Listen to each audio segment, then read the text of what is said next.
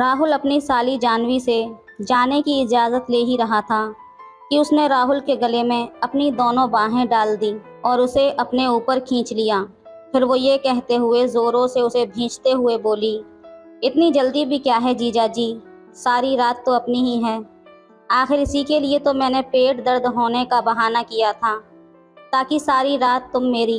Hello दोस्तों, स्वागत है आप सभी का हमारी एक और रोमांचक कहानी में। उम्मीद करती हूँ आपको ये कहानी बेहद पसंद आएगी। राहुल की शादी में स्टेज पर जब वर और वधू को मालाएं पहनाई जा रही थीं, तभी दुल्हन की बगल में खड़ी एक खूबसूरत लड़की ने मुस्कुराते हुए अपनी एक आंख दबा दी तो राहुल झेंप गया था। शर्मीला होने के चलते राहुल दोबारा उस लड़की को देखने की हिम्मत नहीं जुटा पाया। परंतु शादी के बाद जब विदाई का समय आया, तब वही लड़की चहलबाजी करते हुए बोली, मुझे अच्छी तरह से पहचान लीजिए जीजा जी, मैं हूँ आपकी साली जानवी। दीदी को ले जाने के बाद मुझे भूल मत जाइएगा। नहीं भूलूंगा जानवी, भला साली को भी कोई भूल सकता है। राहुल ने धीरे से मुस्कुराते हुए कहा, क्यों नहीं, जब घरवाली साथ में हो तो साली को भला कौन याद करता है। जानवी ने हंसते हुए कहा, मैं हूं ना तुम्हें याद करने वाला, अब फिक्र क्यों करती हो। कहते हुए राहुल अपनी बीवी सुरभि के साथ घर से बाहर निकल आया। कुछ दिनों के बाद जानवी अपने पिता के साथ सुरभि से मिलने उसके घर आई और एक हफ्ते के लिए वहीं पर रुक गई, जबकि उसके पिता बेटी से मिलने के बाद उसी रात अपने घर वापस आ गए। जानवी राहुल के बर्ताव से काफ़ी खुश थी। वो उससे घुल मिलकर बातें करना चाहती थी, पर संकोच होने के चलते राहुल खुलकर उससे बातें नहीं कर पाता था। वो केवल मुस्कुराकर ही रह जाता था। तब जानवी झुंझला कर रह जाती थी। एक दिन सुरभि के कहने पर राहुल जानवी को घुमाने को लेकर गया। जब वो जानवी को ऐतिहासिक जगहों की सैर करा रहा था, तब वो राहुल के संग ऐसे चिपककर चल रही थी मानो उसकी बीवी हो। जानवी के बदन के छू जाने से राहुल अंदर ही अंदर सुलग उठता। उसकी नज़र जानवी के जिस्म पर पड़ी। राहुल को अपनी तरफ घूरता देख जानवी ने शरारत भरे अंदाज में पूछ ही लिया, क्या देख रहे हो जीजा जी। ये सुनकर थोड़ा झिझकते हुए राहुल बोला, तुम्हारे करंट मारने वाले जिस्म को देख रहा हूँ। जानवी तुम बहुत खूबसूरत हो। सच? तो फिर हासिल क्यों नहीं कर लेते। जानवी मुस्कुराते हुए बोली, क्या ये तुम क्या कह रही हो। राहुल ने हैरानी से पूछा, हाँ जीजा जी, आखिर इसमें हर्ज ही क्या है। आखिर साली भी तो आधी घरवाली होती है, उसे भी तो शादी से पहले तजुर्बा होना चाहिए। जानवी बोली, लेकिन ये तो गलत बात होगी जानवी, तुम्हारी दीदी के साथ धोखा होगा। नहीं नहीं, मुझे कुछ करने के लिए उकसाओ मत। राहुल बोला, आप भी बहुत भोले हैं जीजा जी, मैं आपको दीदी के सामने कुछ करने के लिए थोड़ी उकसा रही हूँ, बल्कि अकेले में। ये कहते हुए जानवी ने अपनी बात अधूरी छोड़ दी। उसकी बातें सुनकर राहुल कुछ पलों के लिए सिहर उठा था। फिर खुद पर काबू पाते हुए वो बोला, तुम तो बड़ी नटखट हो साली साहिबा, किसी का भी ईमान डगमगाना तो कोई तुमसे सीखे, लेकिन मैं तुम्हारी दीदी के साथ धोखा नहीं कर सकता। राहुल की बातें सुनकर जानवी फिर झुंझला उठी, पर उसने अपनी झुंझलाहट का एहसास नहीं होने दिया, बल्कि मन ही मन कहने लगी, देखती हूँ कि कब तक तुम मेरे हुस्न के जलवे से बचते हो। मैंने भी तुमको अपनी बाहों में नहीं लिया तो मेरा नाम भी जानवी नहीं। घूम फिरकर घर आने के बाद सुरभि ने जानवी से पूछा, घूम आई जानवी, कैसा लगा जीजा जी के साथ। ये भी कोई पूछने वाली बात है दीदी, प्यारे प्यारे जीजा जी का साथ हो फिर तो क्या ही कहने। क्यों जीजा जी, खुशी से चहकते हुए जानवी ने सवाल कर दिया। ये तो मुझसे बेहतर तुम ही बता सकती हो साली साहिबा। बड़ी मुश्किल से राहुल बोला, मुझे तो सचमुच में बड़ा मज़ा आया जीजा जी। ये कहते हुए जानवी ने धीरे से एक आंख दबा दी, जिसे सुरभि नहीं देख पाई थी, पर राहुल का दिल धड़क गया था। रात के समय राहुल और सुरभि अपने कमरे में सो रहे थे। तभी उन्हें दूसरे कमरे से जानवी की ज़ोरदार चीख सुनाई दी। वो दोनों दौड़े दौड़े उस कमरे में पहुँचे। जानवी अपना पेट पकड़कर जोरों से करा रही थी। अपनी छोटी बहन का ये हाल देखकर सुरभि घबराकर पूछने लगी, क्या हुआ जानवी, बता मेरी बहन। पेट में दर्द हो रहा है दीदी, कराहते हुए जानवी ने बताया, पेट में तेज दर्द है, इतनी रात गए मैं क्या करूं, आप ही कुछ कीजिए ना। घबराती हुई सुरभि ने राहुल से कहा, घबराओ मत, मेरे पास पेट दर्द की दवा है, तुम अलमारी में से जल्दी दवा लेकर आओ, राहुल ने सुरभि से कहा। ये सुनकर सुरभि अपने कमरे में दौड़ी दौड़ी गई। तब राहुल ने जानवी से अपनापन दिखाते हुए पूछा, पेट में ज़ोर से दर्द हो रहा है? हाँ जीजा जी, जानवी बोली।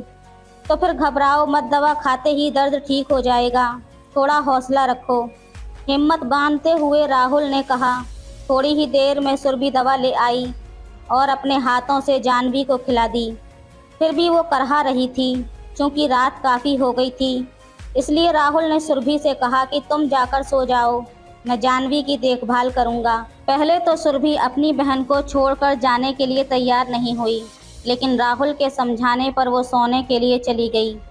काफ़ी देर बाद जानवी ने करहाना बंद कर दिया, मानो जैसे उसे आराम मिल गया हो।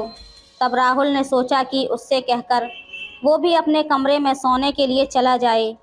अभी वो जानवी से जाने की इजाज़त ले ही रहा था कि उसने राहुल को गले में अपनी दोनों बाहें डाल दी और उसे अपने ऊपर खींच लिया। फिर वो ये कहते हुए ज़ोरों से उसे भींचते हुए बोली, इतनी जल्दी भी क्या है जीजा जी, सारी रात तो अपनी ही है, आखिर इसी के लिए तो मैंने पेट में दर्द होने का बहाना किया था, ताकि सारी रात तुम मेरे करीब रहो। क्या साली साहिबा, तुमने मुझे पाने के लिए पेट में दर्द का बहाना किया था। बड़े ही शर्म की बात है कि तुमने हम लोगों के साथ छल किया, मुझे तुमसे ऐसी उम्मीद नहीं थी। गुस्से से बिखरते हुए राहुल ने कहा और उससे अलग हो गया।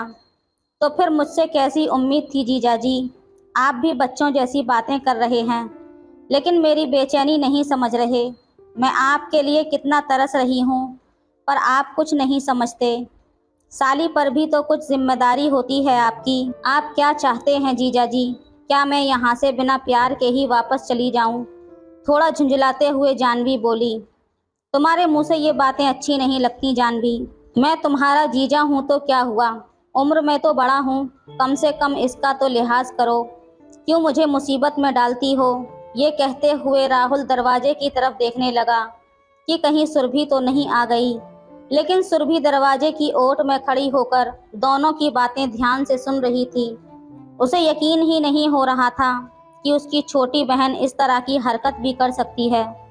सुरभि खड़ी खड़ी उनकी बातें सुनने लगी। जानवी उलाहना देते हुए कह रही थी, मुझे खुश करके आप तबाह नहीं बल्कि खुश हो जाएंगे। जीजा जी क्यों बेकार में इतना कीमती समय बर्बाद कर रहे हो? मेरी मनोकामना क्यों नहीं पूरी कर देते? मैं आपका ये एहसान ज़िंदगी भर नहीं भूलूंगी। आइए और मुझे अपनी बाहों में जकड़ लीजिए। देखिए यहाँ पर दीदी भी नहीं है, केवल आप, मैं और एक अकेलापन है। जानता हूँ फिर भी मैं तुम्हारी दीदी के साथ बेवफाई नहीं कर सकता, इसलिए होश में आओ जानवी, तुम अपने आप को संभालो, क्योंकि हर काम का एक समय होता है। इसलिए अपनी इज्जत संभाल कर रखो, जो तुम्हारे होने वाले पति की अमानत है। मैं तुम्हारे पिताजी से कहकर तुम्हारी जल्दी ही शादी करवा दूंगा।